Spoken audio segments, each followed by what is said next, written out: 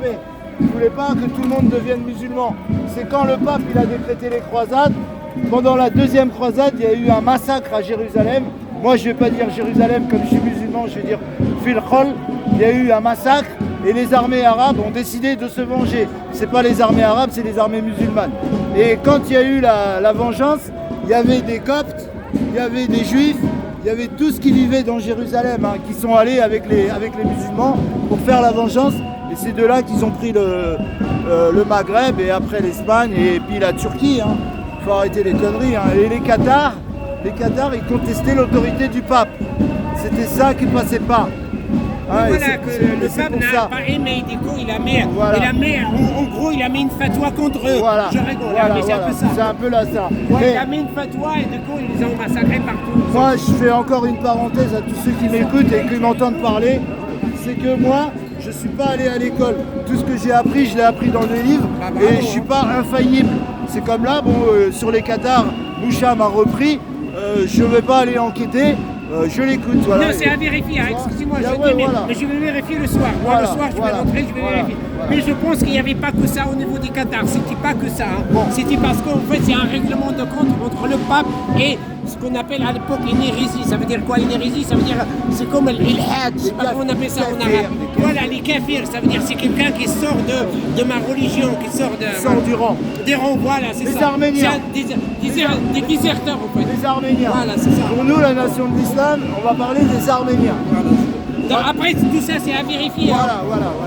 Donc voilà, il faut bien réfléchir que le pape, il fait le jeu, il déclenche les guerres, il déclenche les croisades, hein, et regardez les papes là, comment ils vivent. C'est le pape qui a dit au curé de ne pas se marier. Quand tu dis à un homme, ouais, tu peux pas te marier, bah, c'est évident que si pour que les gens ils disent que c'est un mec bien, il est obligé de ne pas fréquenter de filles, bah, c'est obligé qu'il va faire des trucs derrière l'église. Pour aller dans ton sens, il y a 3 ans, le pape, je veux dire le truc italien, là, le pape a condamné, le Vatican a ordonné une enquête contre les 500 ans de pédophilie chez les prêtres. Donc voilà, je rappelle, c'est le, comment tu dis là, c'est la Vatican. C'est le Vatican qui a commandé ça. Donc, et après, ils se sont réunis pour faire une enquête. Ils ont démontré qu'il y avait 50 000 enfants qui ont été qui ont été pas violés, abusés sexuellement. Voilà, attendez, mais ce rapport, comment on appelle ça, ce groupe-là qui a mené une enquête là, en fait, ils avaient tout sauf objectif. Vous comprenez? Parce que c'est comme les GPN en France. C'est des gens qui appartiennent. C'est un peu louche là. Ça rejoint ce qu'il vient de dire. C'est un peu louche que moi, dans ma famille, je donne un exemple. Moi, dans ma famille, il y a mon frère et tout ça. Voilà, il y a quelqu'un qui m'a volé un truc. Je demande, Boucha, je demande une enquête dans ma famille. C'est un peu louche. Hein. Donc l'enquête, elle va faire un rapport, le rapport que je veux. Donc moi, ce rapport qui est allé au Vatican, il avait tout sauf objectif. Tout, parce que lui, c'est lui qui l'a commandé. Ouais, c'est ça que j'allais dire.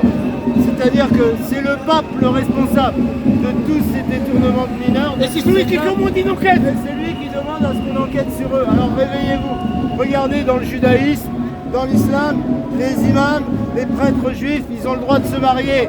Dans le bouddhisme, je sais pas, bon, mais chez nous, dans nos religions à nous, l'islam et le judaïsme, ils ont le droit de se marier. Donc tout ça c'est voulu, c'est pour faire venir le satanisme.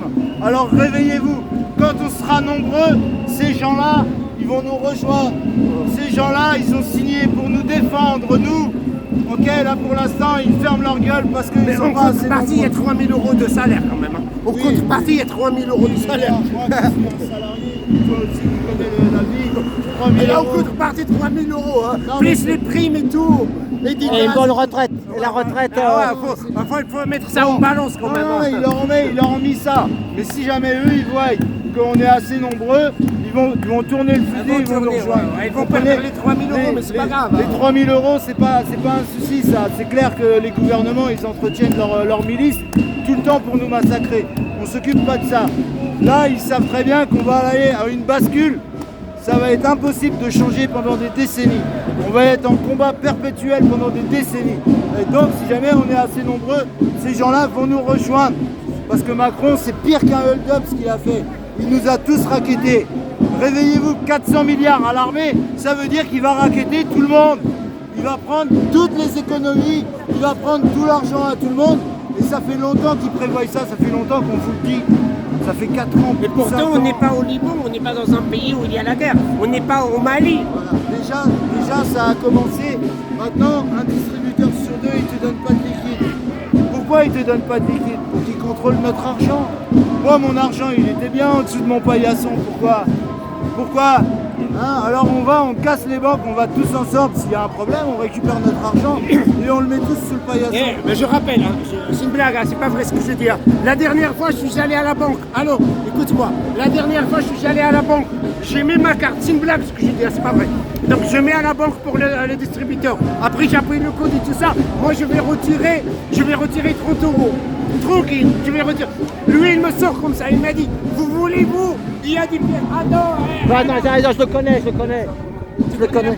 La boutique il là. m'a dit, voilà, il a dit, il n'y a que des billets de 500 euros. Puisque vous voulez 2, 3. Je lui dis, je veux 30 euros. Elle m'a dit, non, on n'a que des billets de 500 euros. Vous voulez combien? 1, 2, 3. Je lui dis, je veux 30 euros. Pourquoi c'est pour dire que voilà, maintenant on nous empêche de tirer de l'argent. En Allemagne, il y a des 500, mais pas ici maintenant, c'est fini. Nous on a que des 50, mais en Allemagne il y a des billets de 500. C'est la tendance, hein, maintenant. En Allemagne. De liquide, hein. T'as pas dû faire un truc là-dedans? Ouais, si, là. Vélo, Voilà, les vélos. Ouais. Ouais, ça y est, ça me revient. Voilà, j'avais fait il y avait une expo sur les gilets jaunes, au premier étage. Il y a à la télé, c'est BFM TV. Voilà. Attends, c'est BFM TV, je finis ça. Sur BFM TV, là, cette Comment semaine, ça s'appelle? allez voir. Le pire débile dans les films. Ils ont fait un documentaire. C'est le plus attaqué. Je viens de m'apercevoir, il va falloir qu'on fasse ça comme les frères. Ton prénom c'est comment déjà? Rachid. Alors Rachid. J'ai dit, vous n'avez rien compris. Parce que vous payez avec votre portable maintenant. Il y a même la carte. C'était Rachid et Bouchard. Voilà.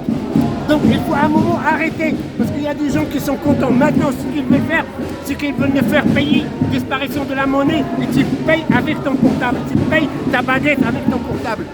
Comme ça, on peut te contrôler, on peut te faire décider à distance et tout ça. Moi, je m'arrête parce qu'il y a Laurent qui veut dire quelque chose. Voilà. Bon ben merci Rachid. Hein. Ouais.